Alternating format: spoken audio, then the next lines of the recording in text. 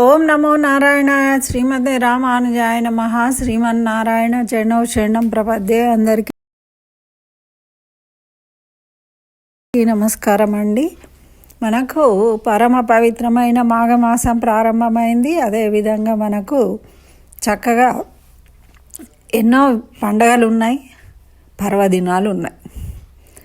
మనకు రేపు శుక్రవారము చక్కగా సరస్వతీదేవి యొక్క జన్మ నక్షత్రం శ్రీ పంచమిని జరుపుకుంటాం. మనకు మన తెలంగాణలో మనకు బాసర క్షేత్రం ఉండడం అనేది ఎంతో విశేషం. మరి అటువంటి బాసర క్షేత్రాన్ని దర్శించుకునే భక్తులు ఎంతోమంది ఉంటూ ఉంటారు. ప్రతి పరీక్షల ముందు వెళ్తూ ఉంటారు, అక్షరాభ్యాసాల కోసం వెళ్తూ ఉంటారు. ప్రతి సంవత్సరము ఆ పాఠశాలలకు వెళ్ళే ముందు, ప్రారంభానికి ముందు దర్శించుకుంటూ ఉంటారు. మరి గోదావరి తీరంలో ఉంది కాబట్టి మహారాష్ట్ర ప్రాంతం నుండి కూడా ఎంతోమంది భక్తులు ప్రతి అమావాస్యకు పౌర్ణమికి వచ్చి గోదావరి స్నానాలు కూడా చేస్తూ ఉంటారు.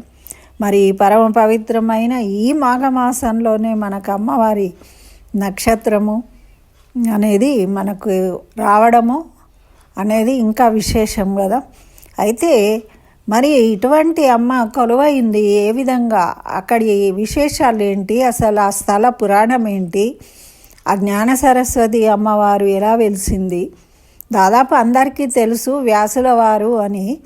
కానీ వ్యాసుల వారు ఎందుకు రావడం జరిగింది, ఎలా నిర్మించారు, అక్కడ ఏ విధమైన మార్పులు జరిగినాయి అనేది కూడా మనము ఈ వీడియోలో తెలుసుకుందాం.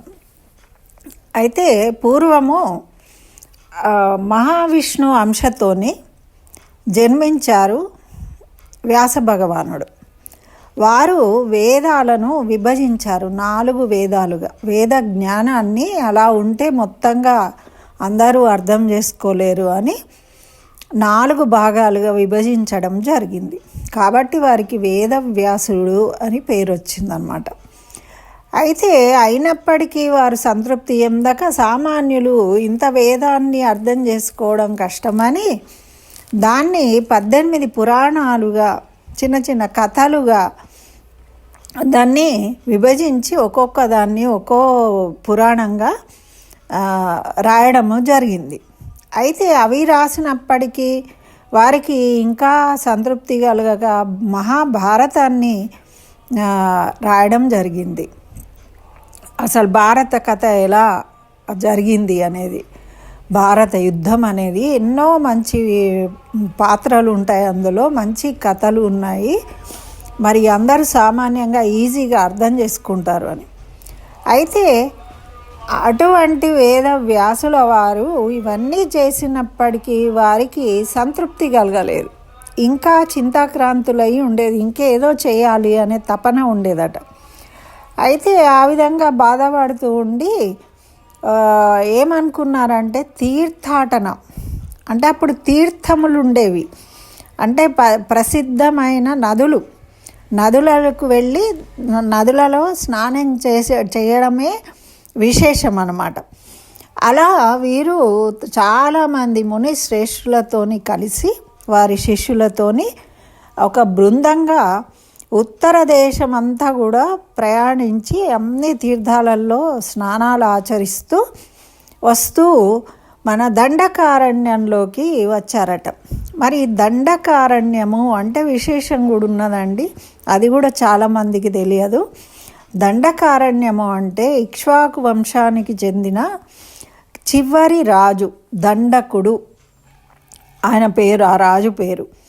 ఆ రాజు ఈ ప్రాంతాన్ని పరిపాలించారట. పరిపాలించినప్పుడు ఈయన ఏం చేశాడు, శుక్రాచార్యుడి యొక్క పెద్ద కూతురు అరజ అనే అమ్మాయిని బలాత్కరించాడట. అలా బలాత్కరించిన తర్వాత ఆ అమ్మాయి శుక్రాచార్యులకు తండ్రికి తెలియజేసుకున్నది ఈ విధంగా జరిగింది అని. అప్పుడు శుక్రాచార్యుడు కోపోద్రిక్తుడయ్యి ఆయనకు శాపం ఇచ్చాడట. నీ రాజ్యము సుభిక్షం అంతా పోయి అరణ్యంగా మారిపోతుంది అని శాపం ఇచ్చాడు. అలా శాపం ఇవ్వడం వల్ల ఆ రాజ్యం అంతా కూడా అరణ్యంగా మారిపోయింది. మరి దండకుడు పరిపాలించింది కాబట్టి దానికి దండకారణ్యము అని పేరు వచ్చిందని ఇదంతా కూడా మనకు బ్రహ్మాండ పురాణంలో తెలియజేయబడిందండి. దాని నుంచే మనం తెలుసుకుంటున్నాం. అయితే ఈ విధంగా దండకుడు పరిపాలించడం వల్ల దండకారణ్యమైంది. ఈ దండకారణ్యంలోకి ప్రవేశించి అలా వస్తూ ఇక్కడ ఒక అచలం అంటే కొండ కనిపిస్తూ ఉందట. చూడ్డానికి చాలా ఆనందంగా కనిపించి ఆ కొండను చేరుకున్నారు. ఆ కొండ పేరు కుమారాచలము. అది కుమారాచలం ఎందుకైంది అంటే కుమారస్వామి, సాక్షాత్తు కుమారస్వామి అక్కడ తపస్సు చేశారట ఒక గుహలో, ఆ కొండ మీద. అందుకని దానికి కుమారాచలము అని పేరు వచ్చిందనమాట. అయితే వచ్చి అక్కడ ప్రాంతాన్ని అంతా చూస్తే రకరకాల పక్షులు, కూకు రాగాలు, మంచి పండ్ల చెట్లు, మనకెట్లా అంటే గజేంద్ర మోక్షంలో వర్ణిస్తారు చూడండి, రకరకాల పండ్లు చెట్లు అట్లా. ఆ విధంగా అంత ఆనందకరంగా ఉన్నారట ఆ ప్రదేశం అంతా. ఎటు చూస్తే అటు సరోవరం లాగా, గుట్టలు ఓ దిక్కు, పర్వతాలు ఓ దిక్కు, జంతువులు, పక్షులు, కిలకిల రావాలు. అయితే అవన్నీ కూడా స్తుతిస్తూ ఉన్నట్టు మనకు వీణుల విందుగా అనిపిస్తూ ఉంటుంది. ఇంతలో వీరు వేదజ్ఞానం అంటే వేదజ్ఞానం కలిగిన వారు, వీరికి దివ్య దృష్టి ఉన్నవారు కాబట్టి వ్యాసుల వారికి అక్కడ అవ్యక్తంగా సరస్వతి మాత ఆవిర్భవించినట్టుగా తెలుసుకున్నారట వారు. అంటే అవ్యక్తం అంటే కనబడకుండా అక్కడ ఉన్నారు అని అర్థమైందట.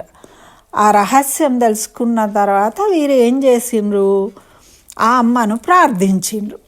అక్కడే సరస్వతి నదిలో స్నానం చేసి వచ్చి వెంటనే ఆ అమ్మను స్తుతించి తర్వాత ఏమన్నారు అంటే, అమ్మ నువ్వు అవ్యక్త రూపంలో ఉంటే సామాన్యులు హోమాలు చేసి తపస్సులు చేసి ఎన్నో చేస్తే కానీ అవన్నీ ఫలించవు. మరి కష్టసాధ్యము, సామాన్యులకు సాకార రూపంలో కనిపించు, నువ్వు అనుగ్రహించు సామాన్యుల కోసము అని ప్రార్థించిండ్రు. ప్రార్థిస్తే అప్పుడు ఆ సరస్వతి మాత, శారదామాత అనుగ్రహించి వారికి ప్రత్యక్షమైందట.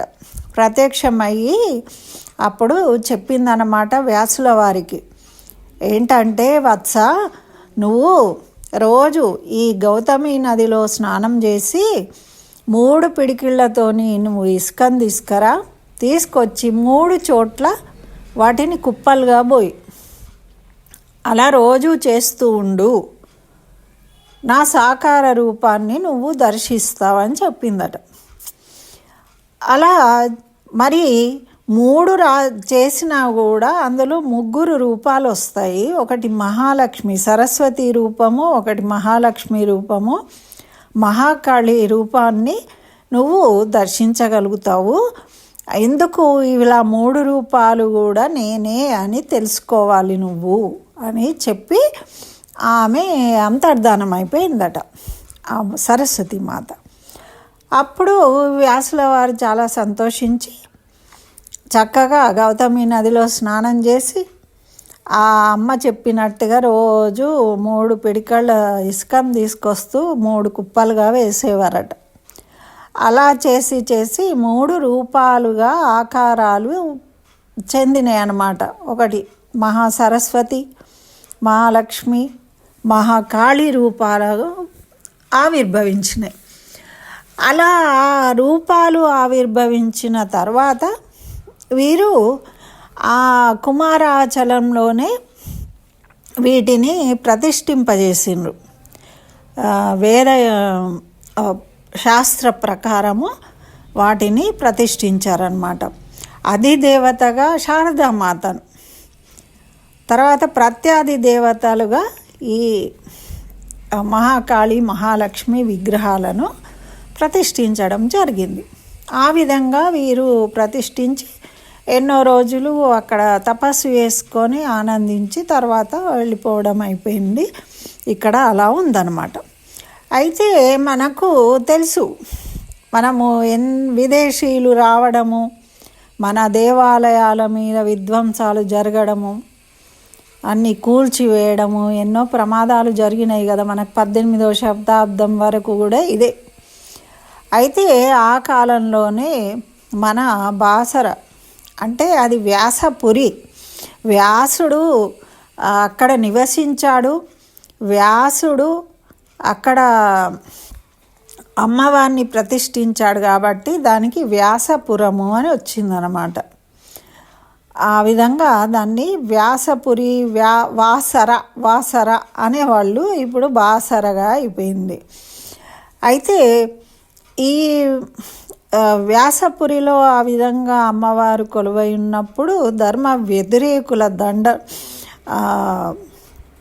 వచ్చి విద్వేషకులు దేవాలయాలను నశింపజేసిండ్రు, విగ్రహాలను ఖండించారు. ఇప్పటికి కూడా చేస్తున్నారు కదా, మనం చూస్తూనే ఉన్నాము. అయితే అప్పుడు ఆ లక్ష్మీదేవి విగ్రహాన్ని మొత్తంగా ఖండించారట. అన్నపూర్ణాదేవి విగ్రహాన్ని కూడా ఖండించేసిండ్రట, భగ్నం చేసిండ్రనమాట. అంటే ఏవైనా కొంచెం వాటి భిన్నమైనా కూడా వాటిని మనం పూజకు అర్హత ఉండదు వాటికి, అలా చేయడం జరిగింది. అయితే అప్పుడు అక్కడ ఏం జరిగింది అంటే ఆ ఊర్లో ఉన్న యువకులు కొంతమంది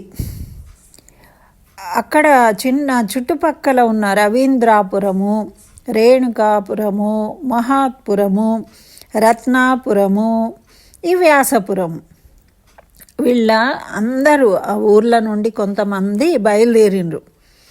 అందులో వీరశైవ కులంలో జన్మించిన కూరవీర మక్కాజీ పటేలు అనే అతను చాలా గొప్ప భక్తుడు. ఆయన ధర్మాన్ని రక్షించడం కోసం ముందుకొచ్చి వీళ్ళందరినీ సమీకరించుకొని ఆ మ్లేచ్చులకు ఎదురు తిరగడంతో వాళ్ళు భయపడి పారిపోయిండ్రు అనమాట.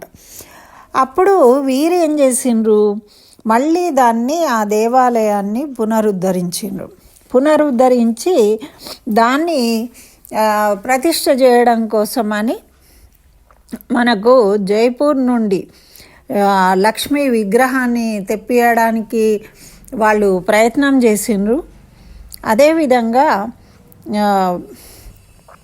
శృంగేరి మఠాధిపతులైన శ్రీమద్ పరమహంస పరివ్రాజకాచార్య శ్రీ విద్యారణ్య భారతీ స్వాముల వారిని ఆహ్వానించిండ్రు ఈ సరస్వతీ దేవి విగ్రహాన్ని ప్రతిష్టాపన చేయడం కోసం.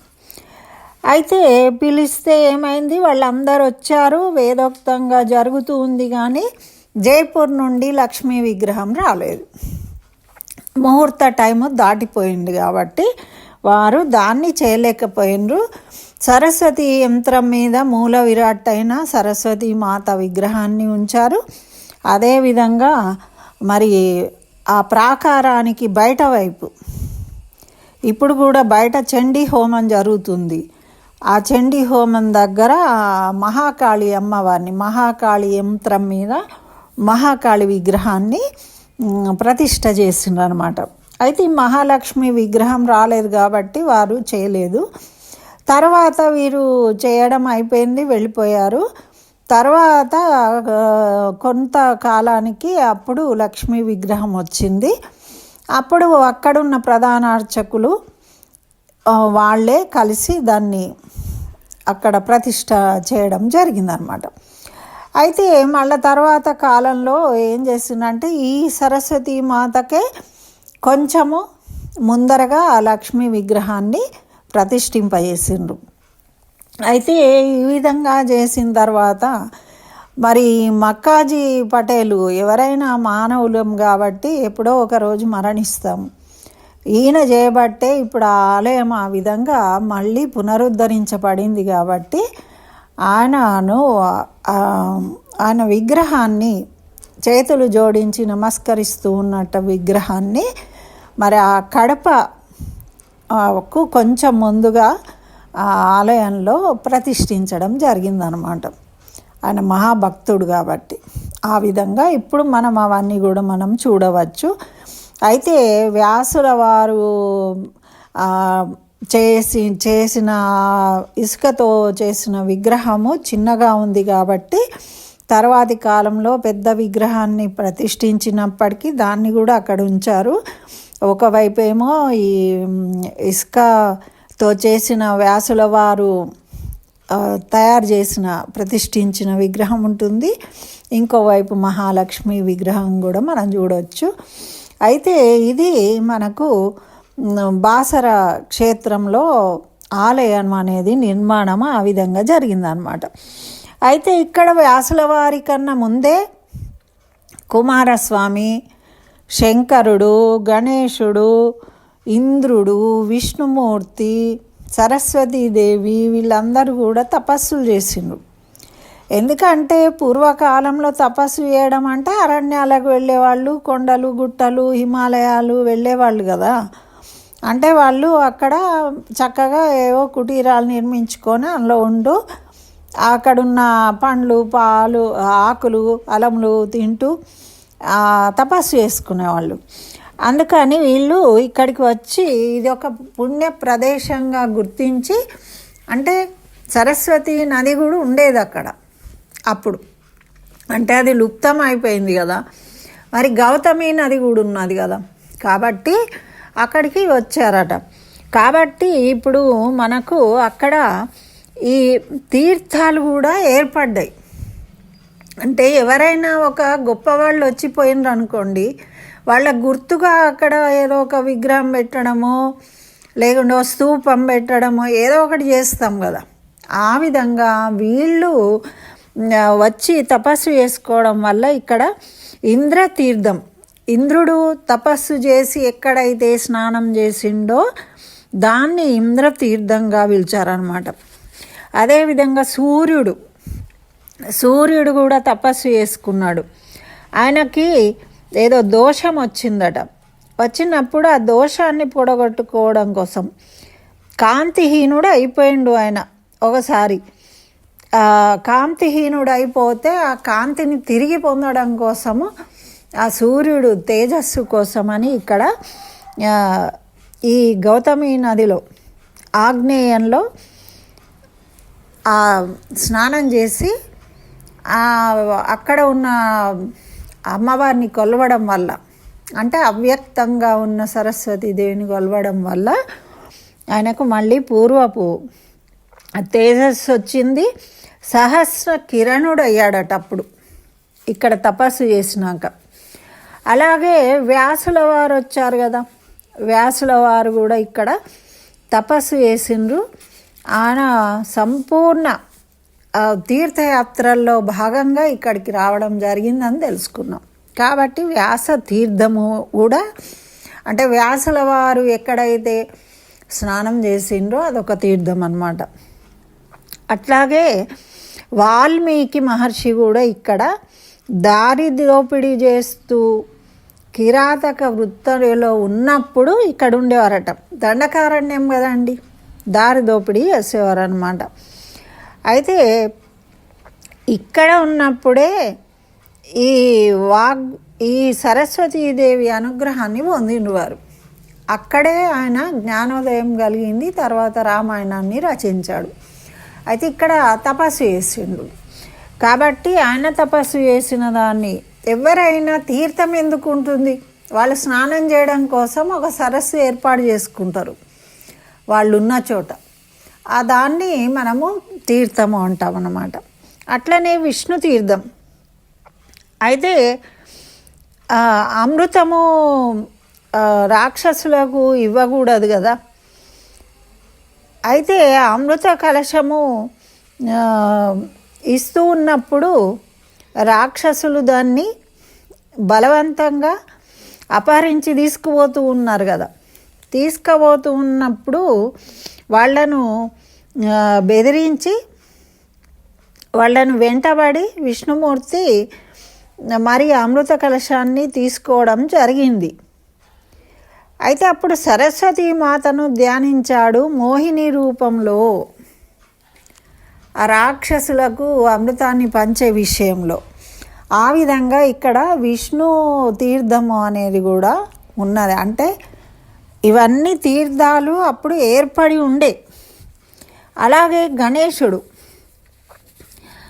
అయితే ఆయన దేవతలలో అగ్రపూజ పొందడానికి అర్హత కోసము జ్ఞానం కావాలి కాబట్టి సరస్వతీదేవి కోసం ఆయన తపస్సు చేసిండట. ఆ విధంగా ఇక్కడ గణేశ తీర్థం ఏర్పడిందట.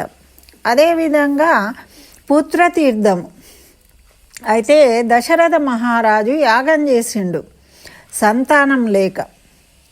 అప్పుడు ఈ వాసర క్షేత్రానికి వచ్చి శ్రీ సరస్వతి తీర్థం యొక్క ఉత్తర తీరంలో స్నానం చేసి ఆయన యాగం చేసిండు.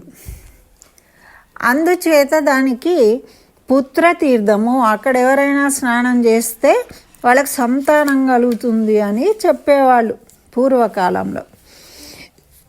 అలాగే శివతీర్థము అయితే ఇక్కడ సతీదేవి తన భర్త అయిన శంకరుడు తనను తండ్రి అవమానించాడు అని ఆమె ప్రాణాలు తీసుకుంది కదా, దహింపజేసుకుంది.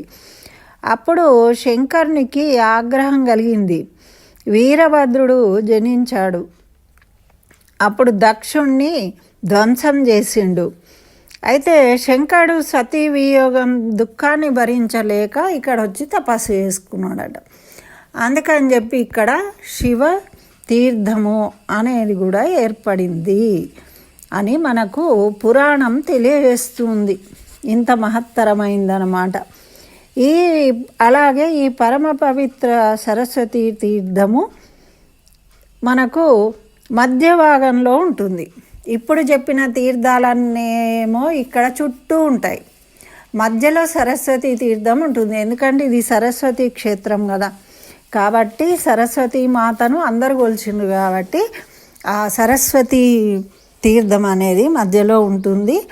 అదే కొంతకాలం మనకు అందుబాటులో ఉండేది. తర్వాత అందులో ఎవరో పడి చనిపోయారు పిల్లలు అని చెప్పడం వల్ల దాన్ని కూడా మూసేయడం జరిగింది. ఇప్పుడు మనకు ఏ తీర్థం కూడా అక్కడ అందుబాటులో లేదు. కేవలం నల్ల నీళ్ళు, గోదావరి నీళ్ళు, గోదావరికి వెళ్ళి స్నానం చేయడము, నీళ్ళు చల్లుకోవడము, వెళ్ళడం. అంటే మనం తర్వాత ఇది కూడా మనకు IIT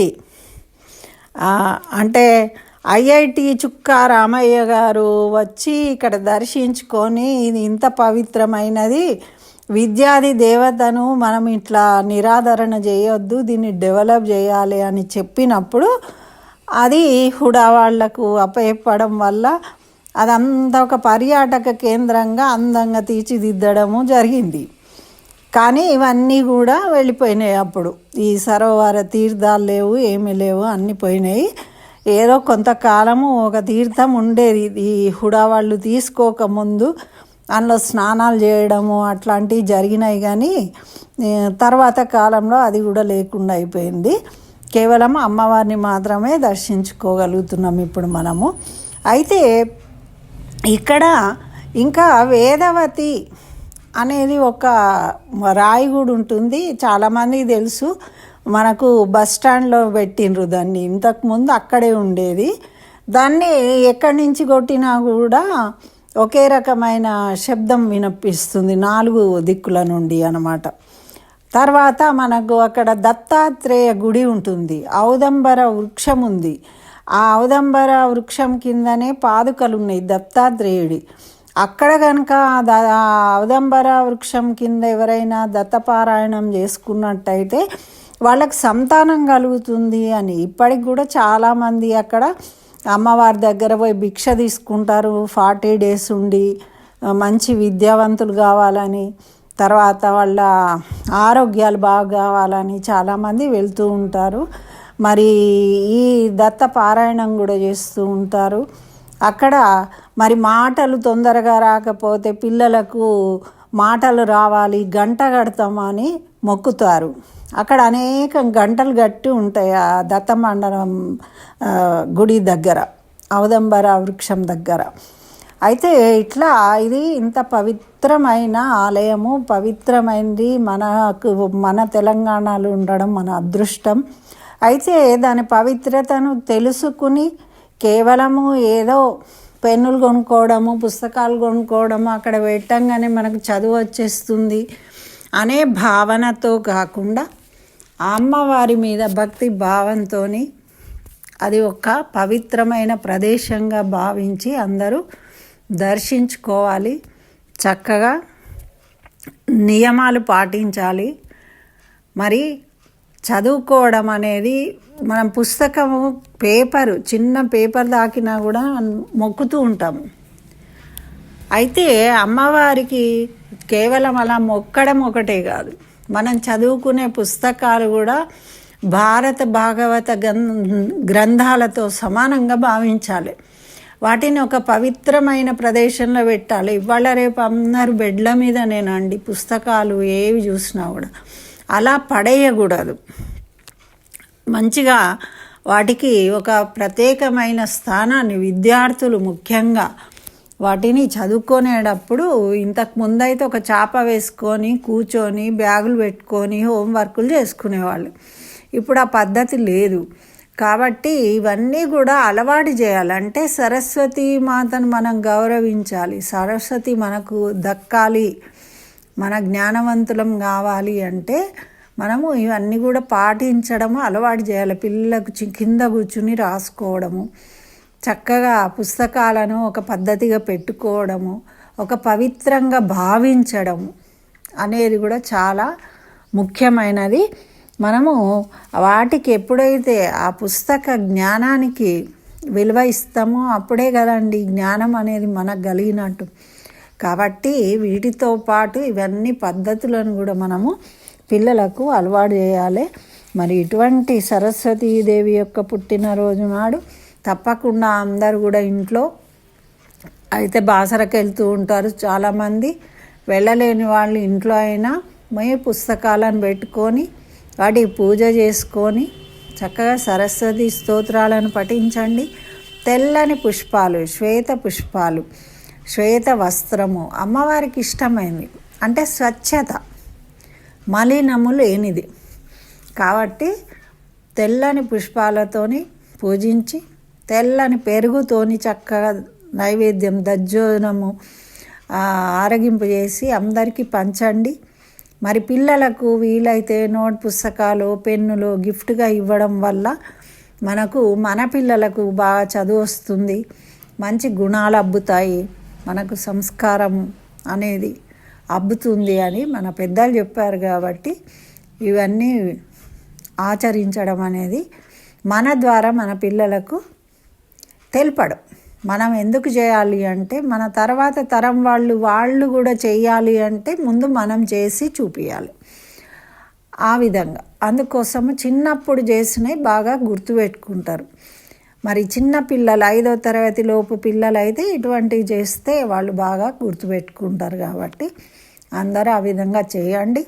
అమ్మవారి ఆశీస్సులతోని అందరూ చక్కగా విద్యావంతులు కావాలి, బుద్ధిమంతులు కావాలి, మంచి పేరు తెచ్చుకోవాలి, తల్లిదండ్రుల కీర్తి ప్రతిష్టలు తేవాలి అని కోరుకుంటూ ఇదండి మన బాసర పుణ్యక్షేత్రం యొక్క విశేషాలు. నచ్చితే తప్పకుండా లైక్ చేయండి, షేర్ చేయండి. మరి ఇంకా నా ఛానల్ సబ్స్క్రైబ్ చేయకుంటే